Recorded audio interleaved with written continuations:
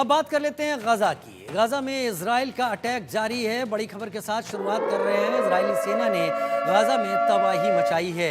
हवाई हमले में 30 फिलिस्तीनियों की मौत हुई है।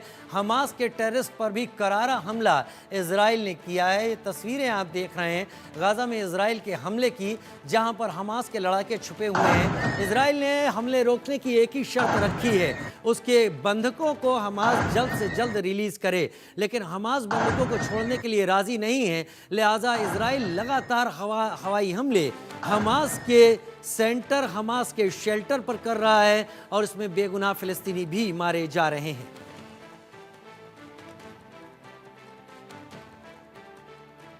हमास के टेररिस्ट पर भी करारा हमला किया है इजराइल ने। इस हमले में हमास के नेटवर्क को खासा नुकसान पहुंचा और इसके चलते 30 फिलिस्तीनियों की भी मौत की खबर है।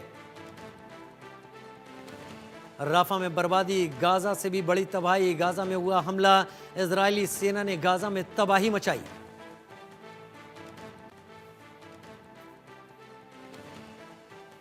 उधर इजराइल ने गाजा पर एक और हमला किया। पूर्वी गाजा के स्कूलों पर ताबड़तोड़ हमले किए।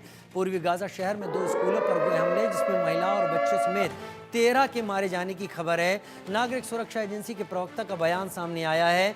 नागरिक सुरक्षा एजेंसी के प्रवक्ता महमूद बासल हैं, जिन्होंने कहा है कि यह हमला इजराइल ने स्कूलों पर किया है। लेकिन इजराइल अक्सर इस तरीके के हमलों को इस बात के साथ बताता है कि स्कूलों और अस्पतालों को हमास के टेररिस्ट अपनी ढाल बना रहे हैं।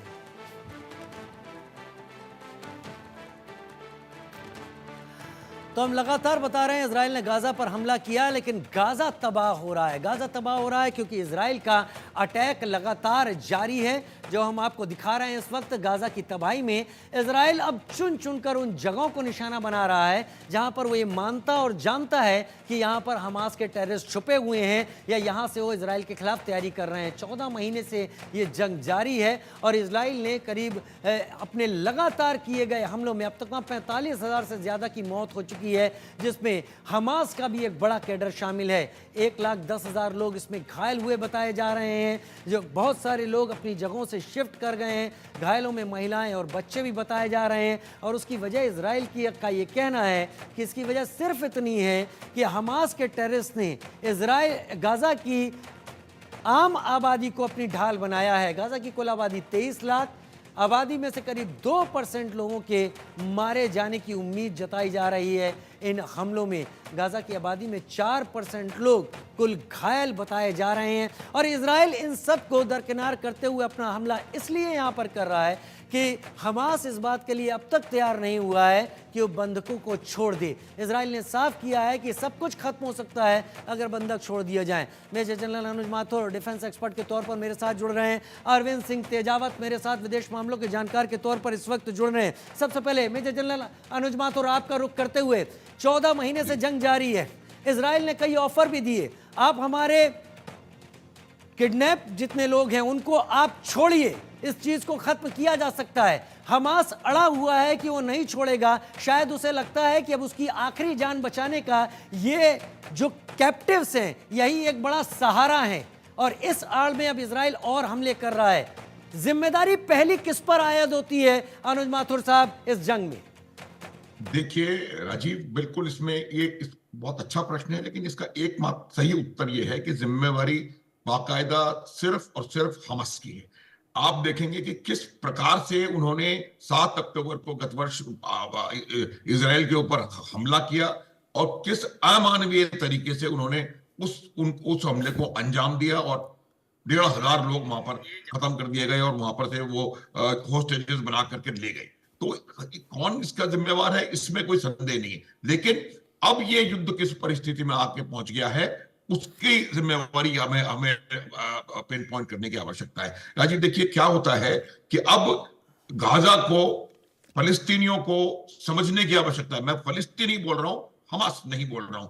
हमास में और फलस्तीनियों में अंतर है। फलस्तीनियों को समझने की आवश्यकता है कि हमास उनका साथी नहीं है, हमास उनकी मदद नहीं कर रहा है, बल्कि हमास एक ऐसा ऑर्गेनाइजेशन है जिसकी वजह से फलस्तीनी मारे जा रहे हैं।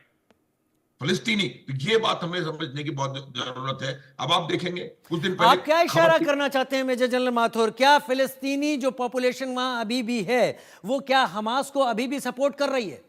बिल्कुल बिल्कुल, देखिए समाज सपोर्ट कर रही है नहीं कहूंगा मैं राजीव, सपोर्ट उनसे बलपूर्वक लिया जा रहा है अच्छा। उनको। हाँ, तो ये मेरा, क्योंकि वो हमास का ऑर्गेनाइजेशन है, उसके कार्डर्स इनकी लोएस्ट रैंक्स में फिलिस्तीनियों के में घुसे हुए हैं, और ये ब्रेन वॉशिंग का काम करते हैं।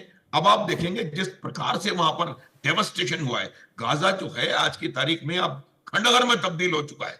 फिर उसके बावजूद कुछ दिन पहले उन्होंने 4,000 नए रिक्रूट किए हैं। वो नए रिक्रूट करेंगे क्या? लड़ेंगे मरेंगे? किससे लड़ेंगे? लड़ने का सामान कहाँ है? हथियार कहाँ है? एमिनेशन कहाँ है? कौन मदद कर रहा है? ईरान कहाँ है? हिजबुल्ला कहाँ है? हिजबुल्ला खत्म हो गया।